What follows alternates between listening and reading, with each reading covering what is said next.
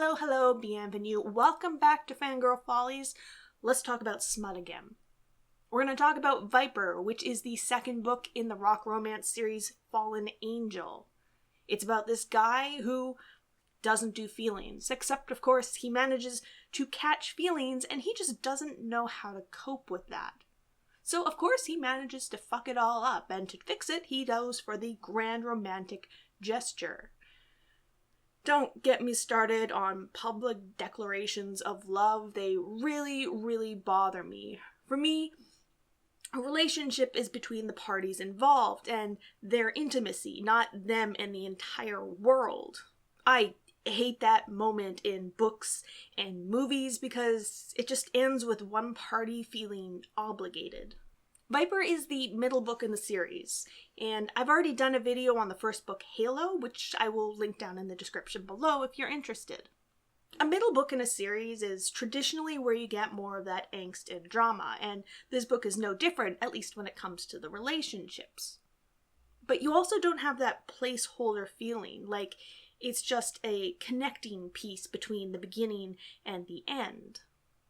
One thing that I appreciated about the first book, and I don't think I mentioned this in the previous video, is that the conflict in the story mostly centered around the band, about them coming back together and starting new, and not around this budding romance between Viper and Halo. But in this book, their relationship is tested, and it's not by outside forces, but them. Mostly Viper, who's kind of warring with himself. And we get to see more of those behind the scenes glimpses that I wanted to get in the first book, and so I really enjoyed this time. We have the band that is gone into the studio. They are writing and recording. They are trying to meet new expectations and create a brand new image.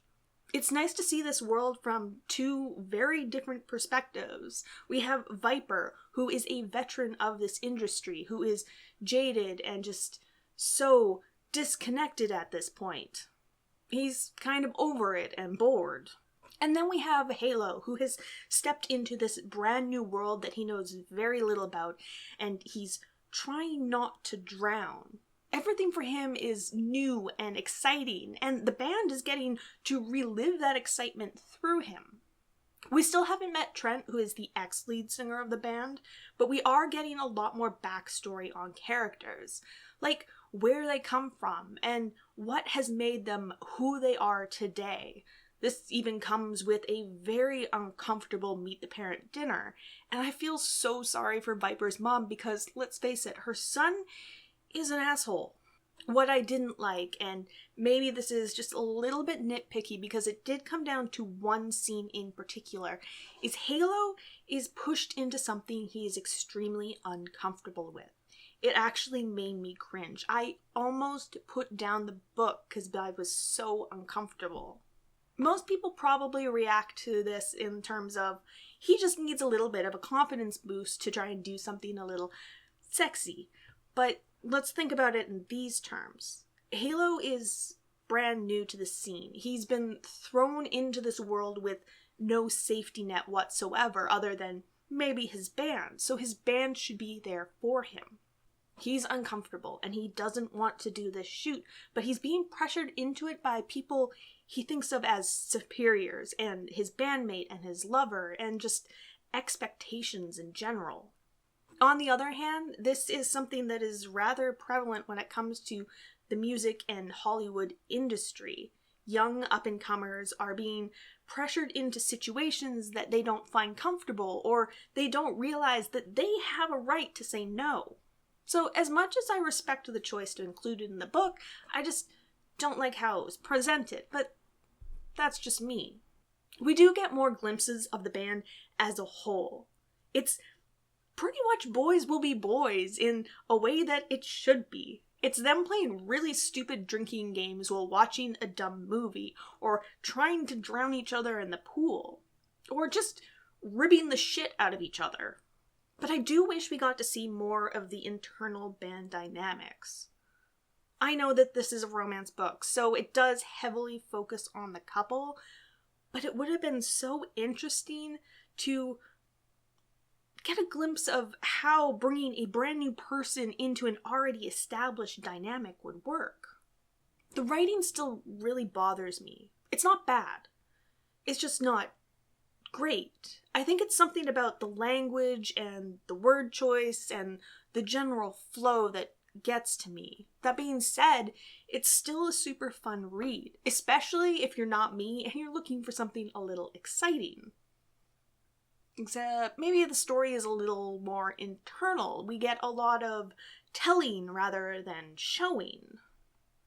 Like their separation period is just something we get to kind of hear about in a little bit of exposition at one point, rather than actually seeing how this affected them. We have Halo, who has settled into his newfound sexuality. Yes, it's in the safety of a bubble away from the rest of the world while they kind of hunker down and record, but the guys in the band, they don't give a shit. Sure, they tease him endlessly, but they're mostly teasing Viper, not Halo. Halo's not scared. He's kind of owning it. He has this confidence that I kind of envy. He's a romantic that's feeling his way through very uncharted territory. This is in complete contrast to Viper, who just doesn't know how to come to grips with his feelings for Halo. He's known he was gay since childhood. He came out to his family. It was never a crisis of sexuality for him. But love is something he doesn't do. He's sort of a one and done kind of guy. And now he's experiencing all sorts of firsts that he never expected. They are opposites that shouldn't work. The contrast of good and bad, light and dark. You know, the good angel and the bad angel. But somehow they level each other out. Sure, they snark and they bicker and they rile each other up.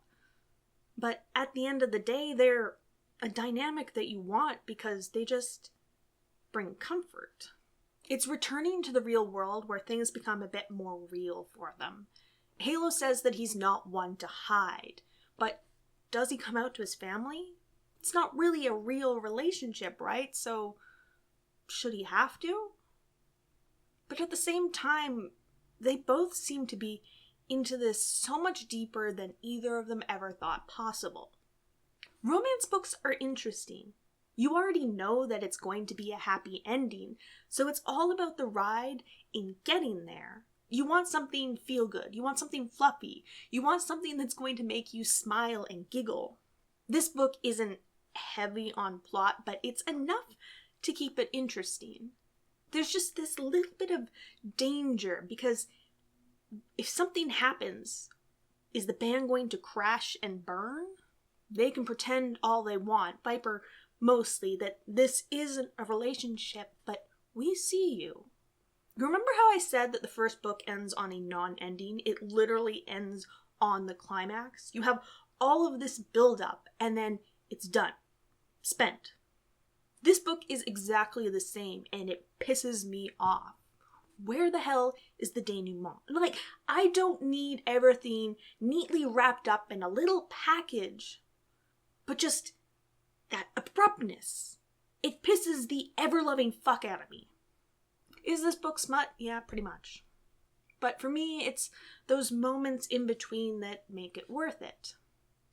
But I'm always going to be the outlier in that regard because that's just who I am.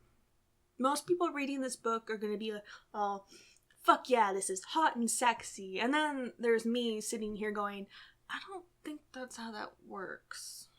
So are you looking for something light and fun to read? Do any of these tropes tickle your fancy? You have a rockstar universe, you have an age difference, you have fucking with feelings, a tinge of angst and hurt comfort, and a whole lot of fluff. So if it sounds like your thing, well, check out this series.